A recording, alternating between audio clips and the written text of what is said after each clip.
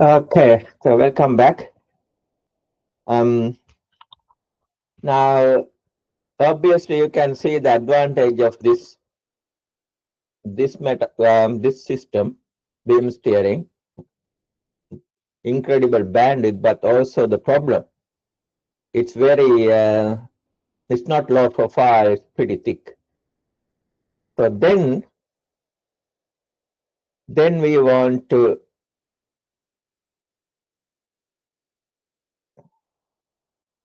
we want to make it a little bit thinner.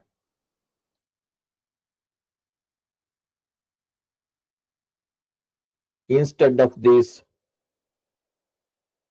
prisms or stepped dielectric transformers, we managed to convert these to a planar discs of dielectric transformers like this. So this behaves very similar to a wedge like this, gives the phase shift. They have no metal, they are all dielectric. So this is planar Sir, phase. kindly share your PPT. Oh,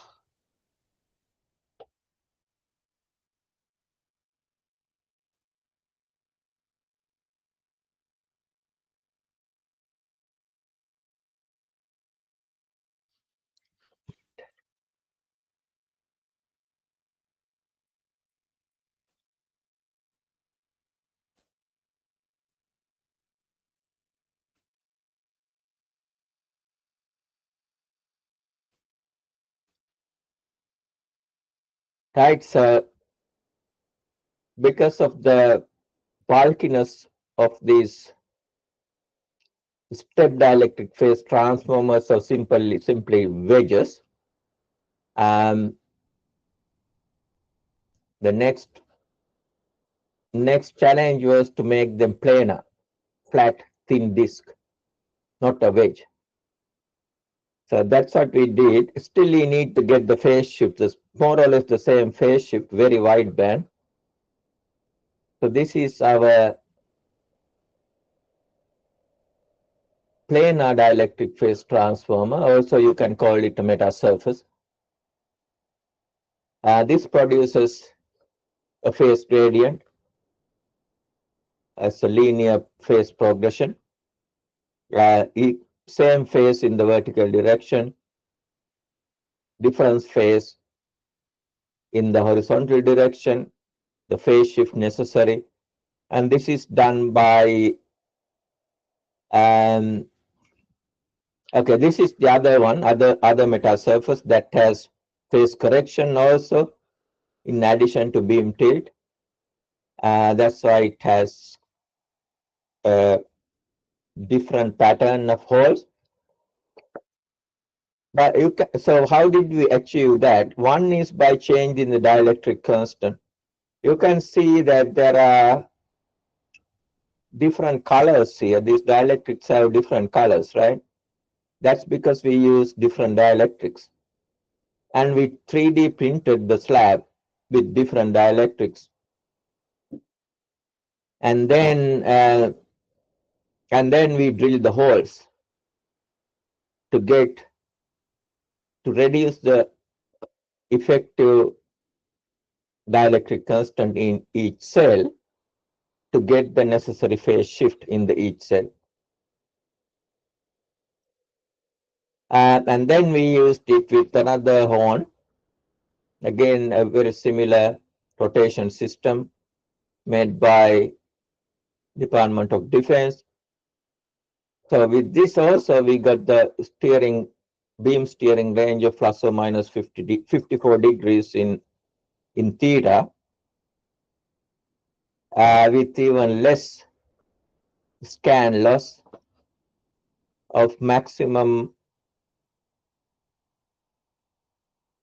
These values in the figure don't match with the text. I had to check these figures. As far as I can see, the maximum,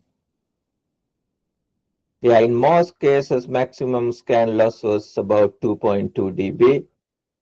but there are a few odd frequencies where the scan loss could be a little bit higher, that's 2.4.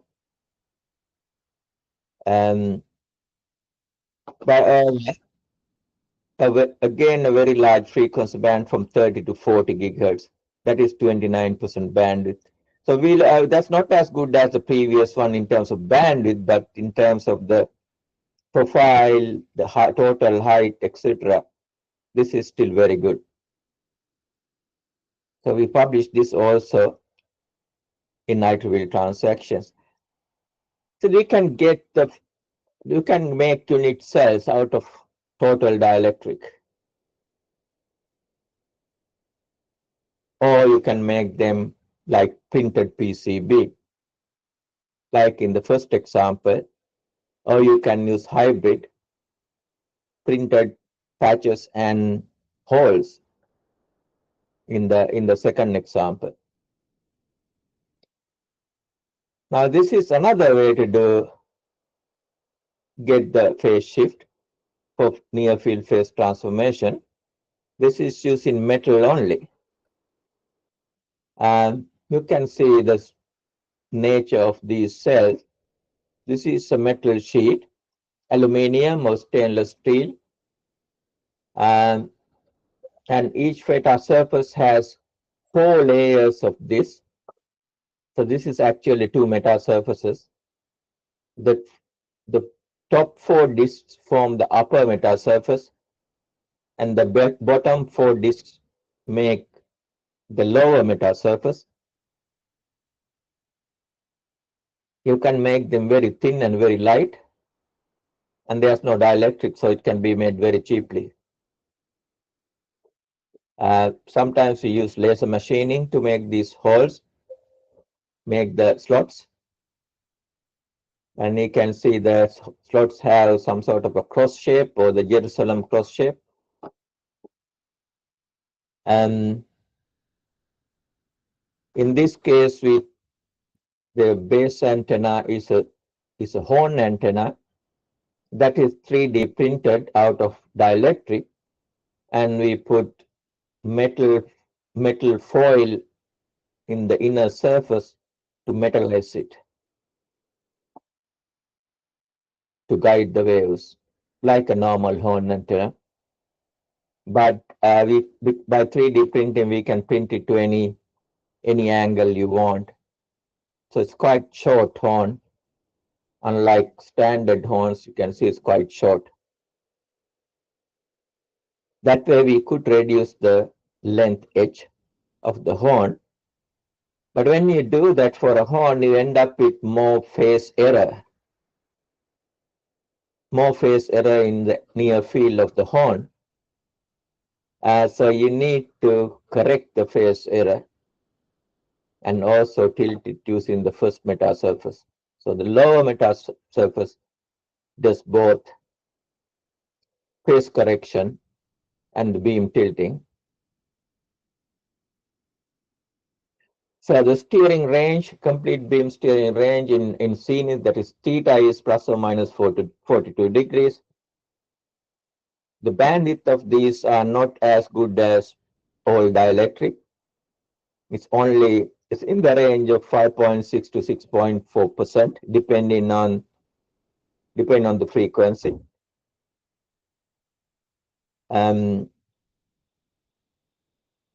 But because it's metal, there's no dielectric. You can use it for space systems where there could be high ionization levels.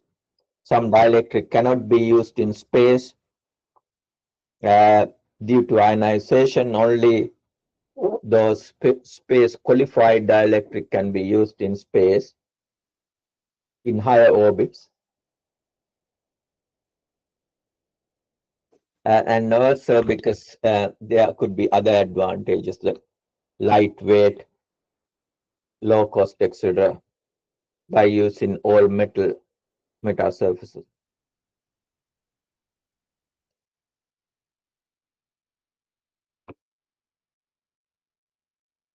So these are some of the details. You can find more details in in the paper.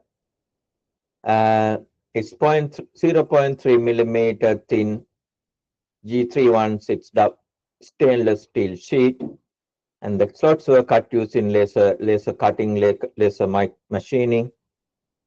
Horn was 3D printed, I said before, inner surface coated with thin copper tapes. That's pretty simple prototyping for the horn. Complete beam steering within a cone with a apex angle from 76 degrees at some frequencies to 84 degrees.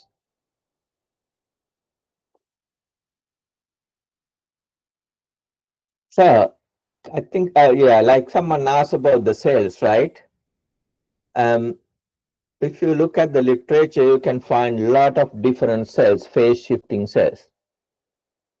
You have a very large collection of different phase shifting cells.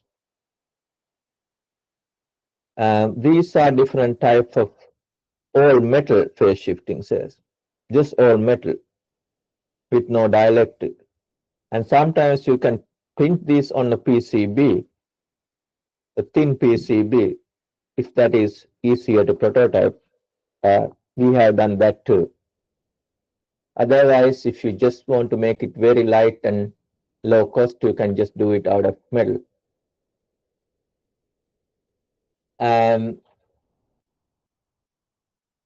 So these have the same cells. That will not give a different phase shift. Normally, we get different phase shift by changing the parameters of each cell. In a typical metasurface with a variable phase shift, the cells are different. This is an example. You can see some of them have a full cross and these additional arms, and some are only the crosses with no arms and so on. That's quite normal for a phase shifting metasurface. And also you have seen other hybrid metasurfaces already, right? This PCB metasurfaces.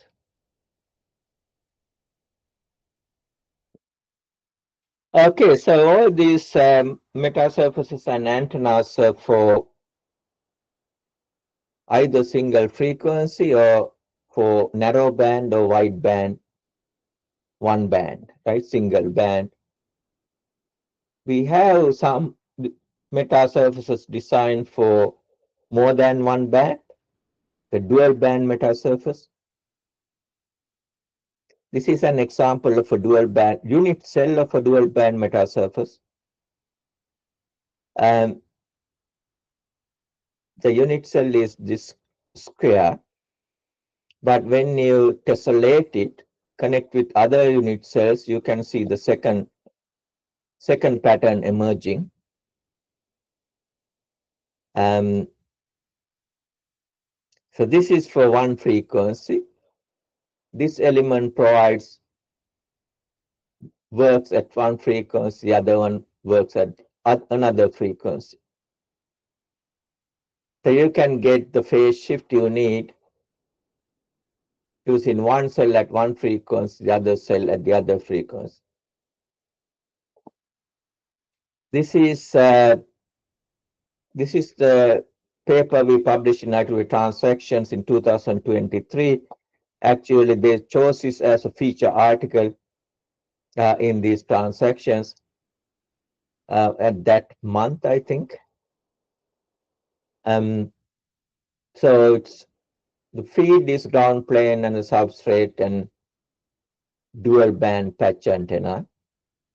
Because it's a dual band antenna, you need dual band patch. That is not difficult to make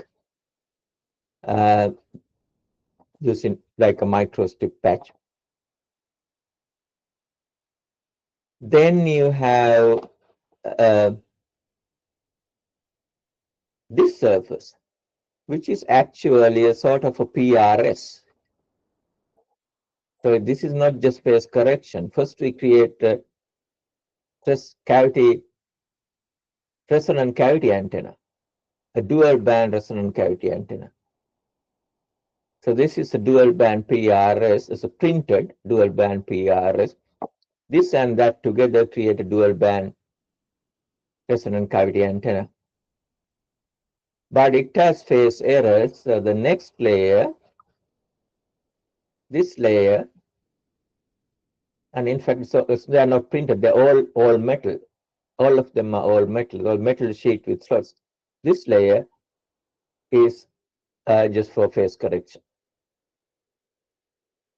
or directivity enhancement, which is due to phase correction.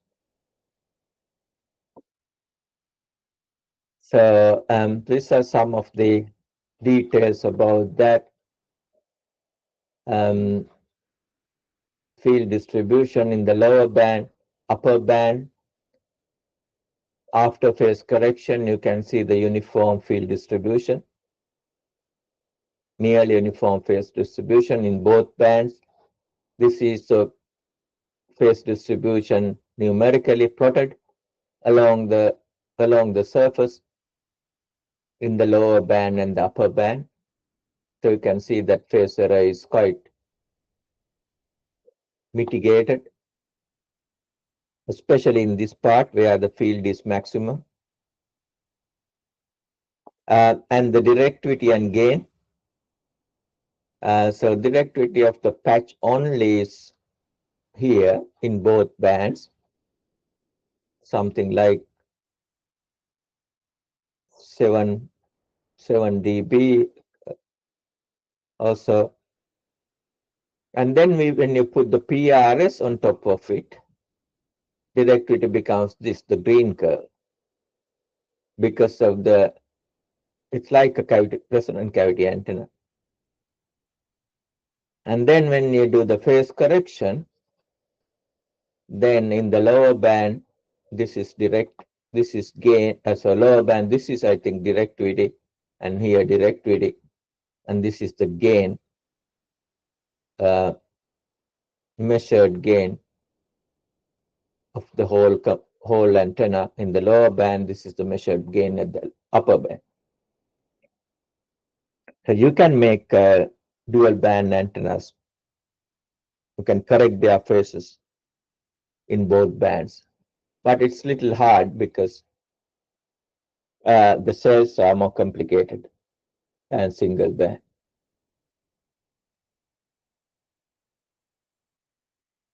Also, this is another old dielectric type metasurface. Because it's more than a surface, you can probably call it a metastructure. A 3D, it's like the 3D wood pile you saw, but it's not totally periodic. And also this doesn't have a band gap. The whole purpose of this is to get the necessary phase shift. So a unit cell of this structure is something like this. Unit cell is just one cell into this structure. If you pick one of these cells, it actually has 1, 2, 3, 4, 5 segments, 6 boxes or 6 cubes. And this one and that one same size, this one and this one same size. This could be a different size. So a lot of parameters to optimize. So this is the unit cell. So now I remember that question someone asked before, right? About designing unit cells, and the question is not about designing, but the answer had designing unit cells to have minimum reflection. So when you design unit cells like this, you build this model, unit cell model, in CST or HFSS or whatever you have, in a unit cell solver or eigenvalue solver, and define periodic boundary conditions around, and apply excite port 1. Normally you need only one mode or 2 modes to excite. By symmetry, you only need one mode to excite in this case. and then another mode at the other end. Then you use software to calculate transmission phase. So that gives you the phase shifts of the cell when you change the parameters of the cell. For example, x1, x2, x3, those are the lengths of these cubes. And the x2, this is again the same as this, so that is x2 length, this is x1. So you have three parameters to get different phase shift from this cell. And you do this at the center frequency or the operating range of frequencies. So you need to get the correct phase shift from here to here, right? S21, if you look at these parameters, and this is port 1, this is port 2, S21 phase. At the same time, you have to watch for the reflections at port 1, which is S11 magnitude. S11 magnitude should be small. In other words, S12 magnitude should be large. Ideally, it should be transparent. So S21 magnitude should be 0 dB. Well, of course, it's almost impossible. But if you have a cell that has S21 magnitude, say -1 dB, that is really good cell. Occasionally, you have to use cells that doesn't have that kind of transmission. That is because there's some reflection here. S11 magnitude could be large. Normally, we want the cell to be lossless. However, if you use material like Vero, CMYK, or traditional low-cost 3D printing material, they are lossy at radio frequencies. So there is some loss in the metasurface as well. They are not like RT, Duroid, TMM, or other low-loss radio frequency microwave materials. But some companies are trying to develop better low-loss material for 3D printing. I think they are coming to the market. So with time, I think we can do some very interesting metasurface designs and 3D print them. And in fact, with some modern 3D printers, you can embed metal into the dielectric, so you can make composite hybrid metasurfaces completely 3D printed. Okay, so what is the advantage of this method, near field metasteering? I already mentioned that any antenna, beam of any antenna can be steered. There's no lack of tilting. So the profile is low profile due to very little separation between base antenna and metasurfaces. Metasurface area is almost the same or slightly larger than the base antenna. There's no spillover. Very low operating power consumption is another advantage. You need only few watts for the stepper motors to rotate the metasurfaces, and that's only when the beam is steering. When the beam is stationary, there's no power consumption. You can produce any polarization. If your antenna is circularly polarized, your metasteered beam is circularly polarized. That is native. You can get high aperture efficiency based on the base antenna. There is no non-linearity because we don't have active elements like amplifiers, diodes, phase shifters, etc. for this beam steering.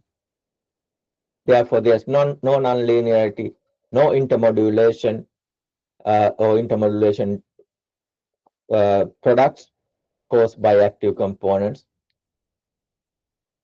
There is no loss, very little loss as opposed to active components like transistors, diodes, phase shifters.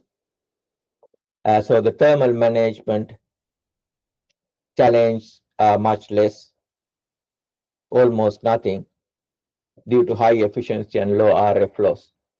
Unlike the, for example, antenna arrays where you use a lot of phase shifters to steer the beam.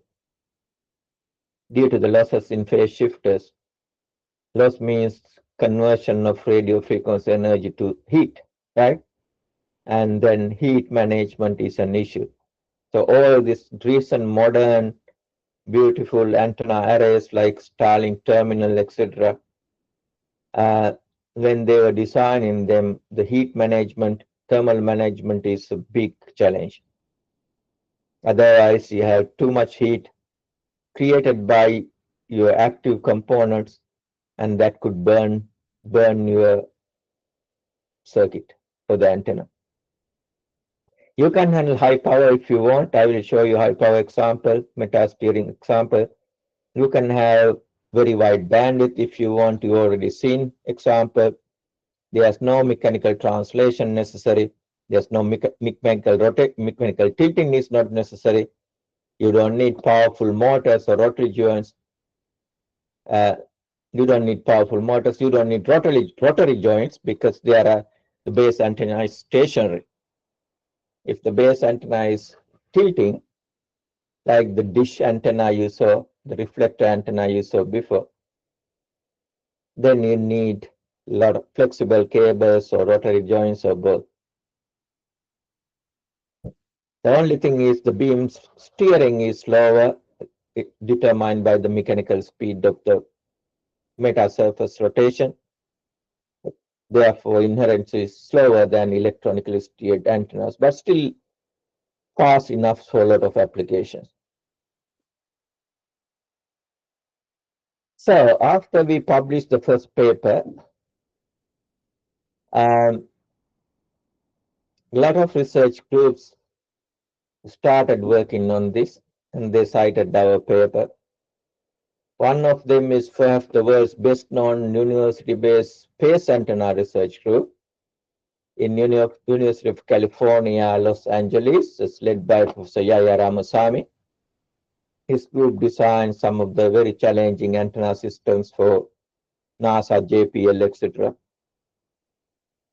And I also heard European Space Agency looked into it, NASA looked into it, antenna and submillimeter division, and lots of universities have published papers using this method.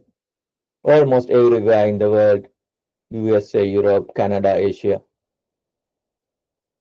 Some defense research teams in China have published papers. Defense universities in China, I will show that. That is to steer the high power microwave beam. And in Australia, we are working with Australian Department of Defense to apply this to some defense systems. And we already published some papers. We are not allowed to publish everything, but whatever we are allowed to publish, we publish in IEEE transactions and in some conference papers that you can find in open literature. Now, the best part of this invention is the use in industry. Apparently, a lot of companies are using this method to make commercial products. This is one example. This was published by Thales Research and Technology Division in France in 2022 European Microwave Conference. Then this is their prototype. They have a 3D printed dielectric surface, that is this, over a radial line slot array antenna. And they cited our paper. And this is their 3D printed, fully 3D printed metasurface. And they called it, I think, deflector. They don't call it a metasurface, so phase transformation surface. So they call it a deflector. So be careful again when you do literature search, you had to search for different names. And another company, well-known company, Airbus in France, showed a poster in their 2023 European Conference on Antennas and Propagation exhibition booth with a similar structure that they are working on. Now, going back to this, so their base antenna is a radial line slot array antenna. That is exactly what we published before. And that is this. So they build exactly like this antenna we published and used for our metasteering, for this metasteering system. Then they are 3D printed metasurface has similar features to this. This is our all dielectric metasurface, right? All dielectric 3D printed one.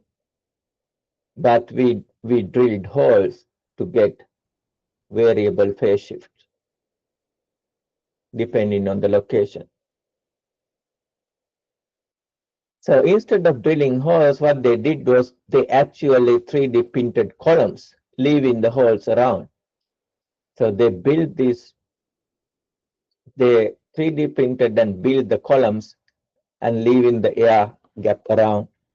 If you look carefully, you can see that. So it has that similarity, but it's a very clever design. Using a proprietary material. I don't know whether that material is commercially available. It probably have good RF performance, low loss, etc. So those are two commercial examples. And then there's another company in Italy called Wave Up. They work with University of Siena, Professor Stefano Marchi. Stefano gave me this slide. And they actually use this method to steer the beam of two types of antennas. One is a metasurface antenna, MTS.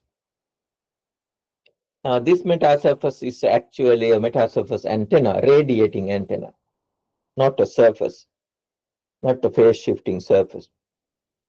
If you are not familiar with metasurface antennas, you can find a lot of papers. Original papers were published by Professor Marchi, Stefano Marchi from University of Siena. They have some similarity to leaky wave antennas. So you launch a wave radially onto this surface, and then the wave propagates outwards. While it's propagating, it radiates. So there's some similarity, but what you launch is a surface wave, not a guided wave like in leaky wave antenna. So you launch a surface wave converts to space wave and leaks radiation. So anyway, that is the non-rotating fixed metasurface, just a fixed beam antenna. Then we put another metasurface on top of that to steer the beam, tilt the beam, or for 1D beam steering, just like our first example.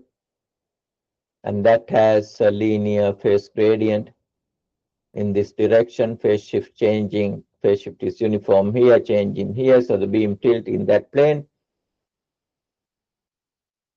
And then a second metasurface again to get full complete beam steering. So the gradient metasurfaces are rotating. The metasurface antenna, fixed beam antenna, is stationary. Now, they don't call them metasurfaces, they call them meta lenses. Okay, that's another name, right? meta lenses, deflectors, metasurfaces, phase transformation structures or phase transformation surfaces. A lot of names for the same thing. So after this, they are also developing, they are also steering the beam of a reflector dish antenna. I have seen the videos. Professor Marchi presented them in conferences, not the details, but because they are developing a commercial product. So basically, they put these two metasurfaces above a reflector dish antenna and rotate the surfaces to steer the beam for complete beam steering. The advantage of doing that is now they don't have to tilt the reflector dish like you saw in my first slide today. To steer the beam is you don't need to tilt. You don't need, in fact, you don't need to move the reflector at all. The reflector is stationary. The fixed beam antenna, you only need to rotate the metasurfaces. The other difference between this and some of the other I presented today are these are circularly polarized antennas. So one of my antennas you saw is also circularly polarized, remember? So this is also a circularly polarized antenna.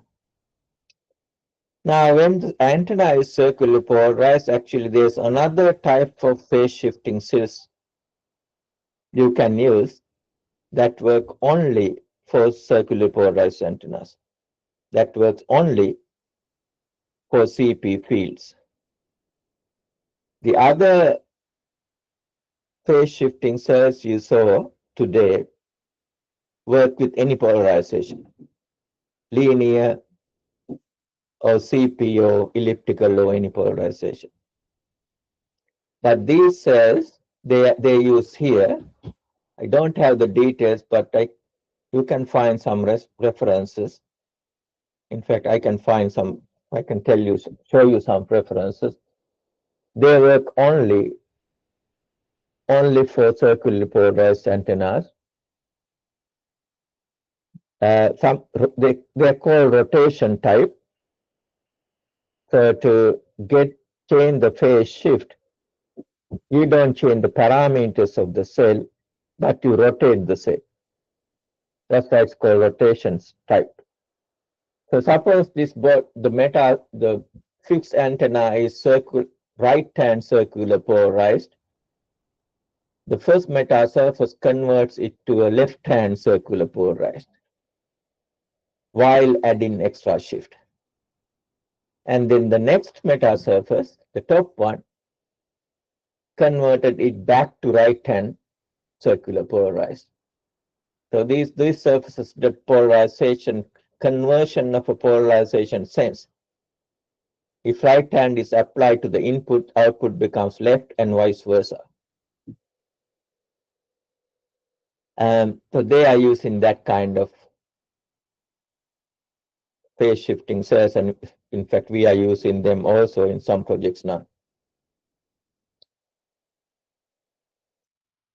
This is another paper by University of California, Los Angeles. They also cited our paper and they showed that you can actually combine the base antenna with the first metasurface. If you combine the base antenna and the first metasurface, base antenna normally have a beam in theta equals 0 direction, that is along Z axis. The first metasurface simply tilts the beam, right, to one direction. So if you actually tilt the beam of the antenna itself, you don't need the first metasurface. So instead of these two, you can use only a tilted beam base antenna. However, for complete beam steering, you have to rotate this as well as this. So you have to rotate the antenna and also the other metasurface. So sometimes that may be still better because you have only two parts, but sometimes this may be better because in this case the antenna is permanently attached, stationary. All you have to rotate are passive metasurfaces. They don't have any RF connections, any power connections here, but this antenna has a RF connection, so you need rotary joints, for example, to do this rotation, to handle your RF. So you can find some details about how they generated the CP. That's also circularly polarized.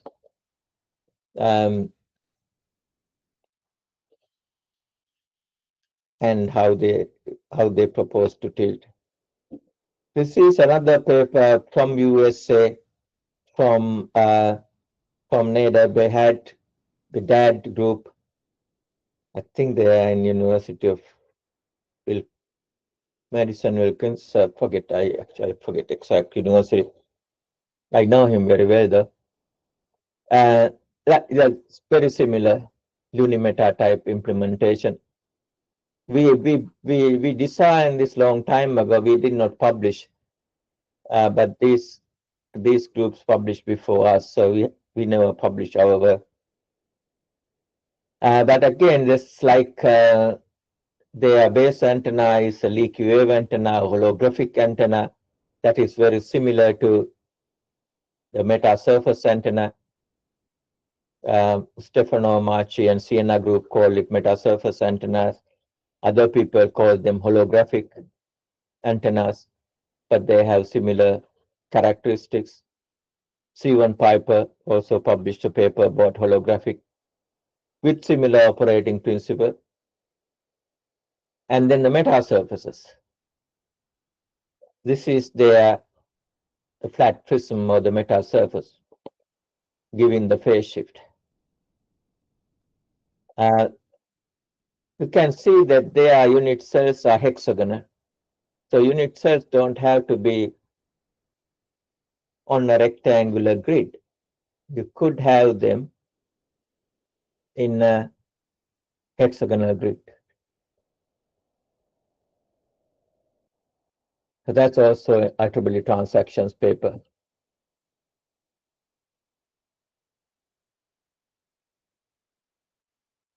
So a lot of those antennas were actually aperture antennas. But to prove that you can steer the beam of any antenna, we applied it to a non-aperture type antenna. In fact, it's a end-fire antenna. So this is the antenna. It's a conical log periodic antenna, which has a beam in this direction. Can we steer the beam of that using the metasurface?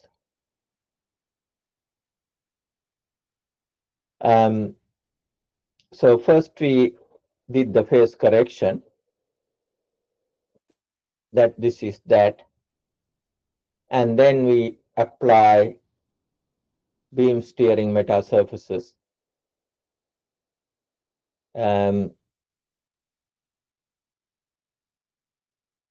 First one is a phase correction surface, this one, and the others are phase gradient metasurfaces. Phase gradient metasurfaces, so that is for tilting. And actually we managed to tilt the beam up to 49 degrees in theta in the elevation plane. And we published this in ICHIA conference last year. That was in Florence. Oh, I forget. I presented it now. I can't remember. So, yeah, that was in ICHIA last year. Now, this is another group actually. So this method is not limited to steering the far field beam. You can steer a beam in the short range and focus your energy to one spot. So this is near field, this is called near field focus scanning. That means you're focusing energy to a point. Normally in an antenna, we focus to infinity, right? We create a far field beam that is like we are focusing to infinity, but instead you can focus to a particular point. This is done in terahertz frequencies for scanning systems, but using the same method. So you have horn antenna, and then these metasurfaces 1 and 2, they are rotating, and by rotating that you can focus your beam to different locations, and then you can receive the signal for detection purposes. So that's quite different application of the same principle. This is the high power microwave beam steering method. The Chinese group, one Chinese group published, this National University of Defense and Technology in China. And they said they transmitted large amount of power. I can't remember, 2 gigawatts or something, to avoid dielectric breakdown. They remove dielectrics. There's no dielectric. They make a horn antenna, fully metal horn antenna, and then their metasurfaces are all dielectric. Sorry, all metal. All metal. They are like waveguides, but the same principle. The first surface and the second surface. So all metal beam steering lens antenna for high power microwave application. That was also published in IEEE Transactions after our paper. So those are some of the work published by us and other people. We implemented a lot of steering systems. This was implemented by Department of Defense in Australia. These are our undergraduate projects. Mechanical and mechatronic engineers implemented various rotation systems. This is very, very simple. The first rotation system out of plastic and etc. But then more sophisticated systems with they're all using fairly inexpensive, less expensive, cheap stepper motors for rotation. So near field metasteering technology, so far this method has been applied to steer the beam of many different types of fixed beam antennas, resonant cavity or Fabry-Perot cavity antennas, radial line slot array antennas, you saw that, horn antennas, you saw that, metasurface antennas, you saw that, wave up, reflector dish antenna, you did not see any papers, but they are not published at the moment. Then the so-called CTS antennas, so continuous transfer stubs antennas, I think that was done in France. Leaky wave holographic antennas, you saw that in Baghdad paper from his group, and even end-fire antennas like end-fire conical lobe periodic antenna. So it is safe to say that people applied this to many different types of antennas and were able to steer the beam. So this is what we expected when we came up with this method, because it's a universal method. The far field of an antenna is always determined by the near field. Far field is always determined by the near field. Far field can be controlled by the near field. All far field parameters, the beam direction, beam width, etc., polarization, all are determined by the near field. So if you can manipulate the near field, you can change the far field properties. This is what the near to far field transformation does. Right? Near to far field transformation. Those equations express the relationship from between the near field and the far field. And in fact, it's like a 2D Fourier transform. So if you can manipulate the near field phase distribution, even if you can't manipulate the amplitude distribution, if you just can manipulate the phase distribution, then you can do a lot of changes to the far field, including the beam direction. So to achieve that, two types of phase shifting near field metasurfaces have been utilized. One type only works with circular polarized antennas, as I said before.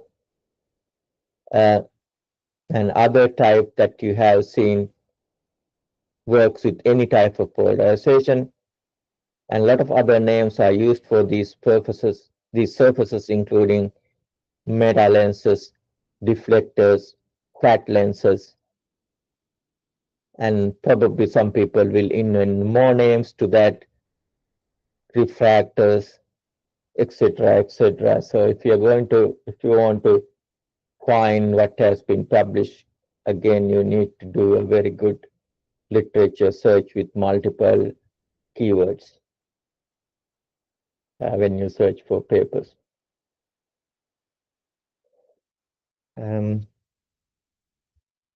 So this few of the things we did, metasteering is not only exciting, they are practical, then they have the potential to solve real world problems. They are not just academic. So when we got one of the awards for this, my team, we called Metasteerers team, won the 2023 Australian National Eureka Prize for outstanding science in safeguarding in Australia. In Australia, Eureka prizes are regarded as Oscar prizes for science. And so we have a video clip in YouTube. For some reason, it's not going to the YouTube link, but if you search YouTube and my name, you can find these video clips that I posted, a 30-second video clip about metasteering for general audience. Even the high school students or undergraduate students can understand what we are doing, what is called metasteering. This is as a promotion of science, technology, engineering, mathematics, etc., to the young generation. That's another, that one is working.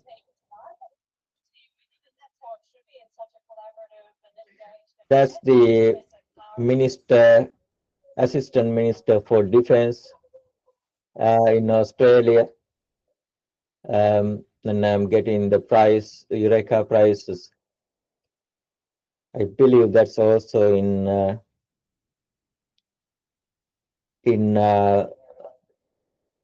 YouTube or LinkedIn, and there are links to all these from my UTS profile page. So if you Google my name and UTS, you can find several links. These are some of the prizes and awards we got in the last few years. Australian National Professional Engineer of the Year, the New South Wales Premier's Prize for Leadership in Innovation, Australian Space Awards, Excellence Award and Academic of the Year Award, Australian Defence Industry Awards, Excellence Award and Academic of the Year Award, etc. A lot of people contributed to all this, not just me, and some of them are team awards like Eureka, and some are individual awards, but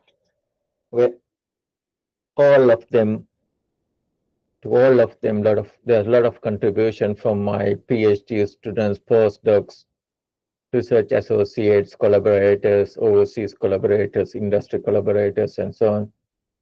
So I want to acknowledge their contribution to all these achievements and awards which we got, especially in the last few years.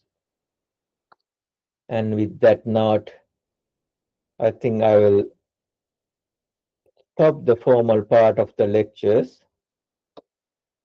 And if you have any questions, I am happy to answer.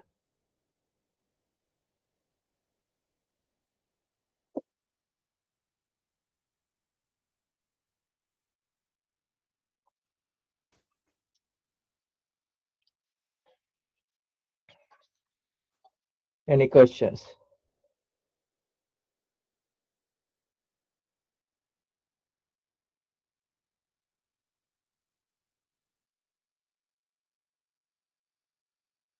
Sir, there is some question in chat box. Is it like different types of unit cells are designed for these phase transformation surfaces? I can't see that. I sit and chat with everyone. Yeah, I can't see the chat. Okay, so question is, So can you repeat the question? yes, yes. Is it like different types of unit cells are designed for these phase transformation surfaces? So this is about some phase transformation surface, unit cell Sorry? design. Yeah, there are many different types of unit cells have been um, invented by various researchers. There's a very large collection of them. They have different characteristics. Some are difficult to implement, manufacture. Some are simple to manufacture, but doesn't work very well. Some are narrow band. Some has better bandwidth, right? So you can you have to search a lot to find the good collection of these, and when you if you want to do research in this area to find the best one for your application. Is that the answer to question, or there's another part to the question? There is a second question by Harish Raijada. Sir, can you explain the phase shift in metasurface? Means how phase is shift in metasurface and how we determine the polarization conversion.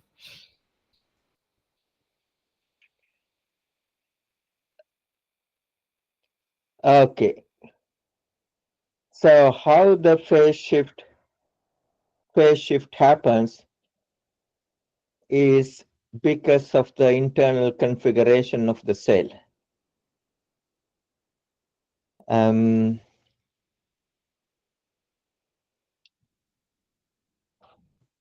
Let me see if I can find a paper that has the internal configuration of a cell. Without that, it's difficult to explain it in words. Um,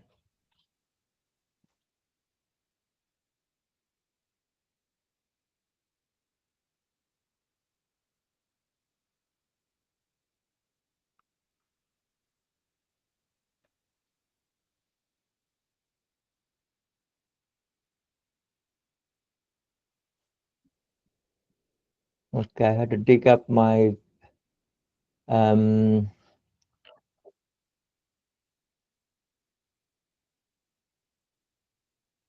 paper collection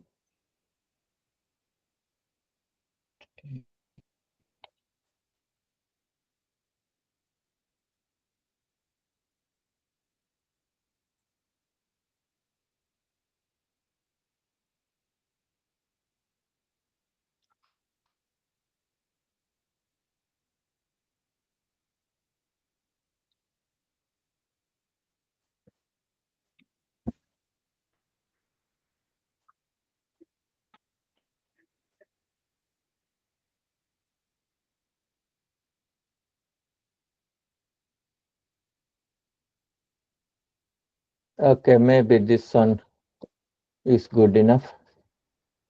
Um, stop presenting.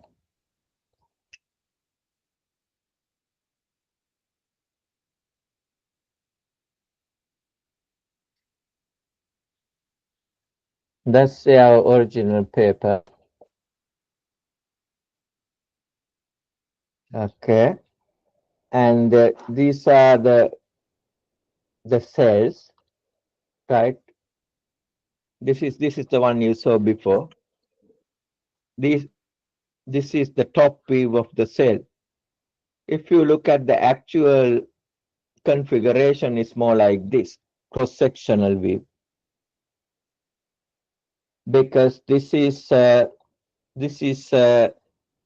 printed circuit board, two dielectrics and three layers of patches metal. Okay, one rectangular patch, that's the one you see from outside. An identical rectangular waveguide patch on the other side, that also you can see from outside, and a different rectangular patch inside. So that is one unit cell cross section.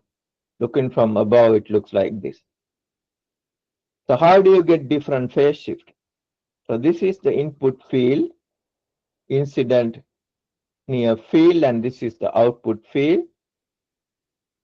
If you analyze this using CST or any other software tool, you find and you change the patch sizes, the size of the outer patch and the size of the three patches, you get a different phase shift. The phase shift from here to here depends on the size of the patches, dimensions of the patches.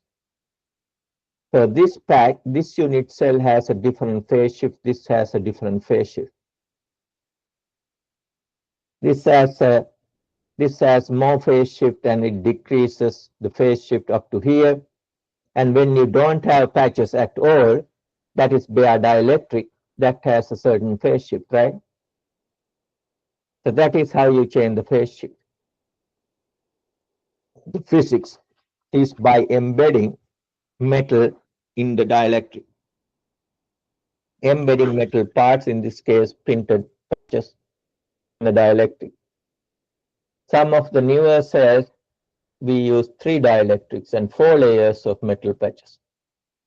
And in some others, the patch is more complicated, either circles, and now there are a lot more complicated patches, including the hexagonal ones you saw, and 3D printed ones, metal only, sorry, dielectric only, and so on. So that is the first answer to the first question, how you change the phase shift. By changing parameters of the cell. And then you know what phase shift you need here, so you put the right cell there. And also, as I said before, the transmission should be very good in all cells. You don't want reflecting cells. You want transmitting cells. The second question, how do you change the polarization? Yeah, that applies to not these cells, the rotation type cells. That applies to a different type of cells. Let me try to find a paper of that.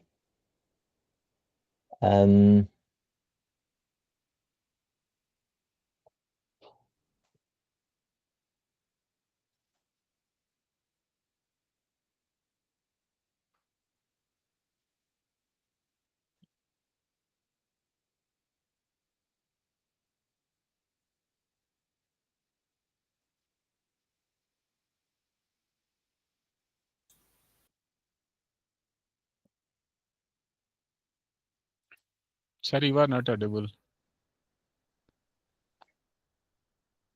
Sorry?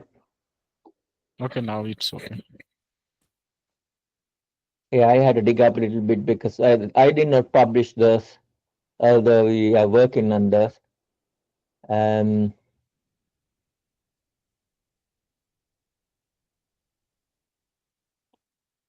looking at my collection of other papers.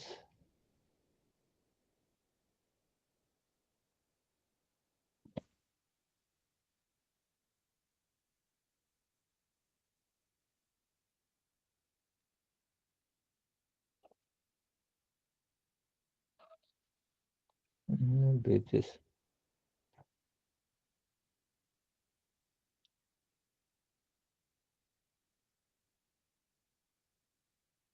No, this is not the best paper for that.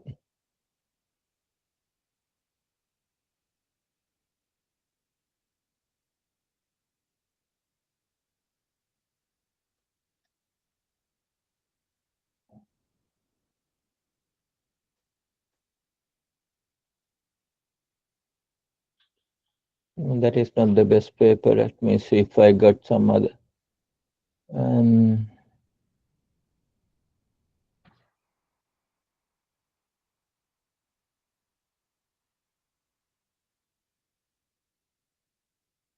Probably Sergio Matos.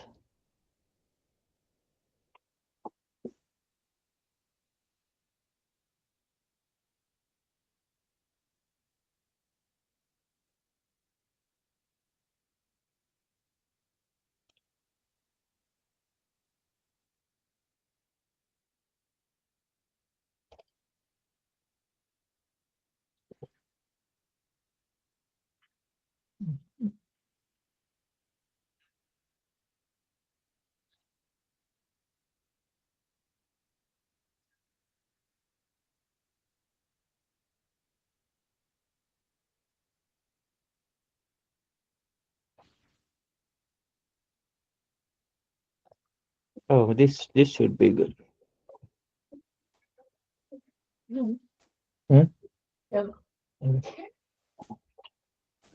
This is actually a good paper. So this explains about these two types of cells. Phase delay type and the rotation type. They call it phase delay type and phase rotation type cells.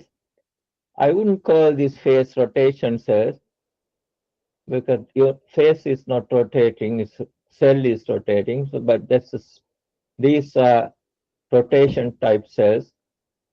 These are the other cells that provide phase delay. In fact, both of them provide phase delay. And that has the theory about how in the second type, the operating principle of phase delay and phase rotation cells in one section, working principle of the cells, you can see the normal phase delay type cells are like this. Like this is very similar to what you saw before, what I showed you before, right? There are patches with different dimensions, and you change the patch size to get different phase shift. In the other type is like this. This is a typical polarization conversion type cell. It converts circular polarization to right hand CP to left hand CP and vice versa, left hand CP to right hand CP. Again, it's not very complicated. It's a 3 metal layers. It has 3 metal layers and 2 dielectric layers. May not be clear, but this is the metal pattern on the top metal layer. This metal piece and these arcs, and then the bottom metal layer is almost identical to this, and the middle metal layer is metal with a hole, circular hole, and another patch. horizontal patch. That's it. So this gives a certain phase shift when you have incident CP wave. And then to change the phase shift, you don't need to change the parameters, but you just rotate the cell. When you rotate the cell by 10 degrees, the phase shift increases or decreases by 20 degrees. That's quite cute, right? I show you. So mathematically, they have showed that how it works. There's few papers. It's a very long, very old physics concept uh, in physics, in some physics papers, but only not has not been common in electromagnetics. Maybe this one, because these are large surfaces, and these they call them transmit arrays, not phase shifting surfaces. If you look at this paper, the title is transmit array. That's why I said you have to uh,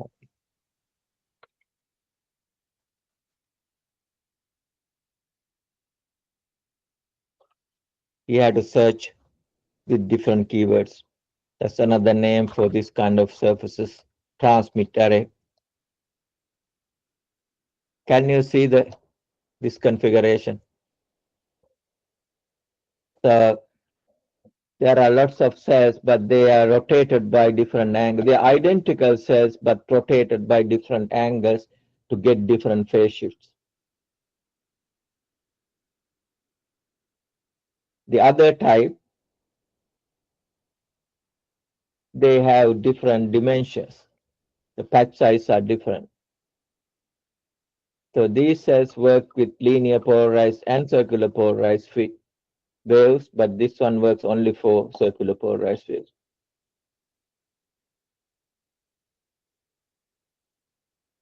Okay.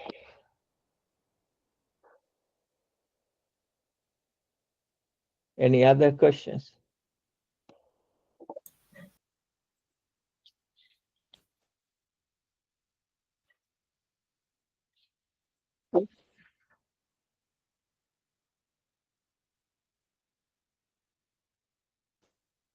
Yes, anyone having a question?